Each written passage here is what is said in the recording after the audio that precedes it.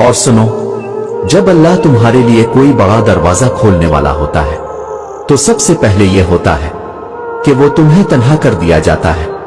وہ دوست، وہ رشتے، وہ تعلقات سب آہستہ آہستہ دور ہو جاتے ہیں۔ تمہیں لگتا ہے کہ تمہارے ساتھ ظلم ہو رہا ہے، لیکن اصل میں اللہ تمہیں ان لوگوں سے بچا رہا ہوتا ہے جو تمہارے نئے سفر میں بوجھ بن سکتے تھے۔ تمہارا دل بے چین ہو جاتا ہے، ہر چیز اچھی ہوتے ہوئے بھی دل اداس رہتا ہے، بے سکون سا محسوس ہوتا ہے۔ یہ وہ لمحہ ہوتا ہے جب اللہ تمہیں اس راستے کی طرف دھکیل رہا ہوتا ہے جس پر تمہاری اصل کامیابی لکھی ہے، یعنی وہ بے چینی رب کی طرف کا اشارہ ہے کہ اٹھ، اب تیرا وقت قریب ہے۔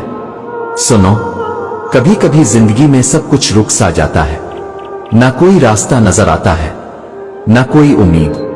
ایسا لگتا ہے کہ جیسے ہر طرف ایک خاموش جنگ چل رہی ہو۔ دل میں چہرے پہ مسکراہٹ ہوتی ہے، لیکن دل میں ایک سوال، کب ختم ہوگا یہ سب؟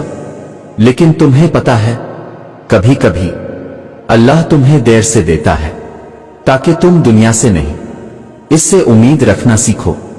وہ چاہتا ہے کہ جب وہ تمہیں دے تو تم کہو، اللہ صرف تو نے دیا۔